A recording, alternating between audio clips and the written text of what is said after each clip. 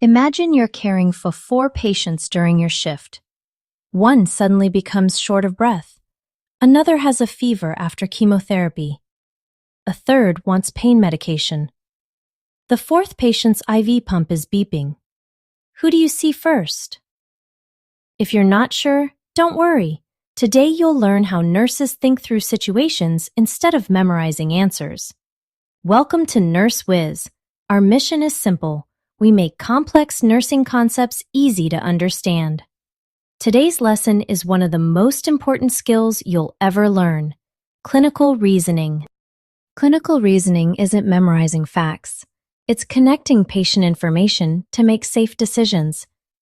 Every assessment finding is a clue. Experienced nurses gather clues before deciding what to do.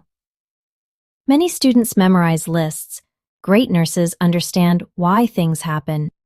Let's build the framework you'll use on every single shift. NurseWiz calls it S.A.F.E.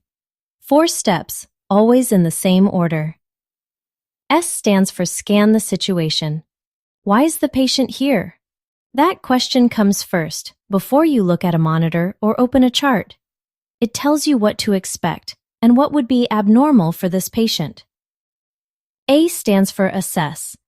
Vitals, assessment, labs, symptoms. This is where you collect your data. Not just the numbers on a screen, what the patient looks like, what they tell you, what their labs say happened in the last 24 hours. F stands for find the priority. Airway, breathing, circulation, neurological status, safety. This is your order of operations when more than one problem is in front of you. Airway comes first because a patient who cannot breathe has minutes, sometimes seconds. Breathing comes next, then circulation, then neurological status, then safety. E stands for evaluate. Did your intervention improve the patient? What happens next? You act, then you check. A better oxygen saturation, a calmer heart rate. Reassessment tells you whether to keep going or change course. 4 letters, 1 order. Scan, assess, find the priority, evaluate. Say it enough times and it stops being a mnemonic. It becomes how you think. Who do you see first?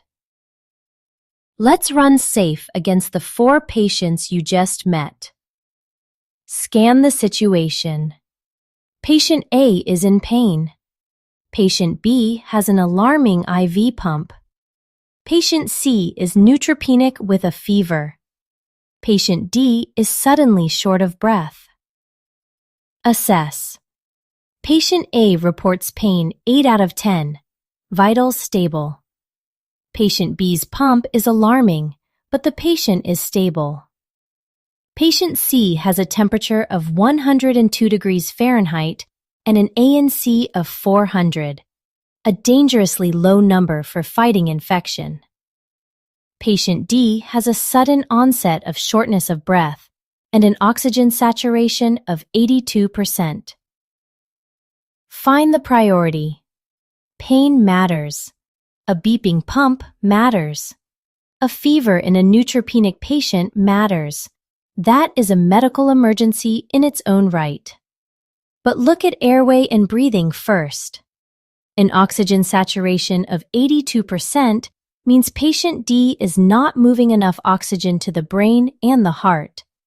That is unstable right now. Patient D goes first. Once patient D is stabilized, patient C becomes your next concern. A fever with an ANC of 400 is neutropenic fever, and it can turn septic fast. That patient needs eyes on them soon, not last. Evaluate. After you intervene with patient D, did the oxygen saturation come up? Is the work of breathing easier? That tells you whether your action worked or whether you need to escalate further.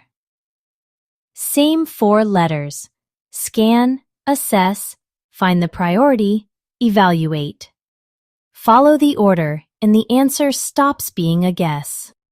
NCLEX isn't testing how many facts you remember. It's testing whether you can recognize the safest priority. Don't forget to like and subscribe to the NurseWiz channel.